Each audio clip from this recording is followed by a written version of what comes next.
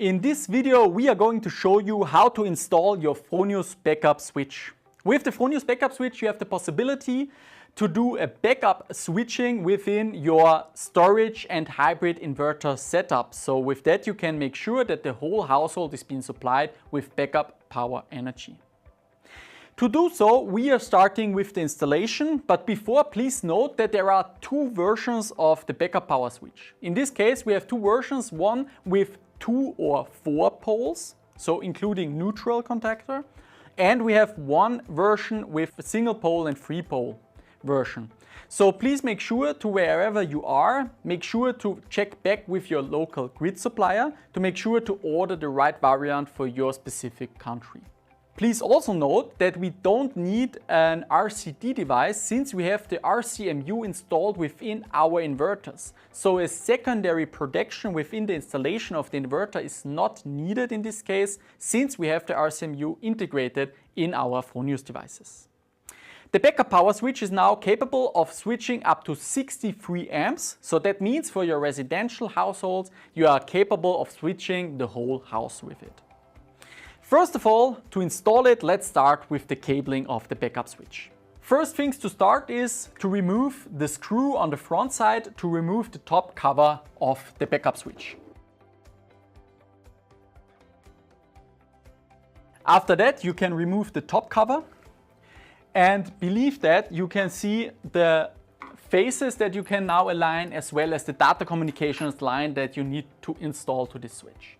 We are starting from left to right. On the left hand side you can see this is now our 4-pole solution. In this case we have the neutral contactor on the left hand side and then phase 1, 2 and 3 coming from left to right. And with that this is possible to switch the whole household connection within the Fronius Backup Switch. Plus to that we have our data communication, and this is on the right hand side. There you can see one cable switching on and off the WSD contact in the Fronius inverter. So this is necessarily to interrupt the production of the inverter whenever you are switching to 0 position. And then second on we have the input 6, so the digital input 6 and 7, and we need to switch that again with an extra cable to tell the inverter that backup power functionality is active. Secondary, we have an auxiliary switch on the left side, and this is a closed contactor. So with that it is made sure that the WSD contactor is also closed during grid parallel times. So that means that we need to close this WSD contact even during grid parallel times, and to make sure that this happens we have this auxiliary contact on the left hand side. This is basically the installation for the backup switch, and on the second hand side I want to show you the installation within the GEN24 Plus, and therefore we have of course our data communication card, our pilot card.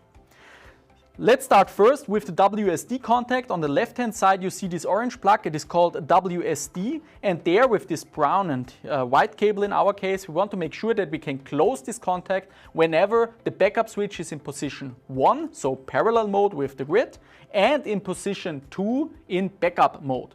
In position 0 this contactor is being open and therefore the inverter will shut down automatically. On the right hand side we find our data communication for the digital input 6 and 7, and in our case this is now the yellow cable going into digital input 6, and then the green cable is going into plus 12 volt to close the electric circuit.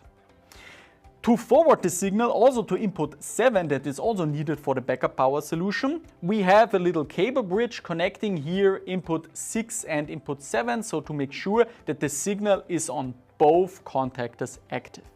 This is basically it for the installation part, and next up I want to show you the commissioning part directly on our web interface of the GEN24 Plus. For the configuration of the backup power functionality, we start in the web interface of the Fronius GEN24 Plus with device configuration and functions and IOs. In this section you will find the point backup power, and you can activate this functionality with this little switch here. In the drop-down menu you can now configure your delivered solution. So in this case we are configuring full backup, and after that we can set the nominal backup power voltage, in our case 230 volts, and last but not least the SOC warning level as well as the reserved capacity can be set. On the right hand side, you need to configure your digital IOs. With that, the activation of the backup power functionality is possible. In our case, please make sure to always use the default values. So in this case, for backup interlock feedback, pin 7, and for the open grid relay feedback, pin 6.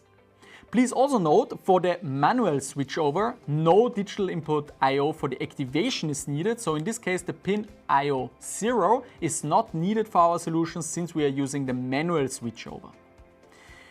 The overview is also shown on the right hand side, and when you have configured your digital inputs, you can hit the Save button to conclude the commissioning system. With this, the installation and commissioning is finished and you can now use your backup switch within the household. Good luck with that!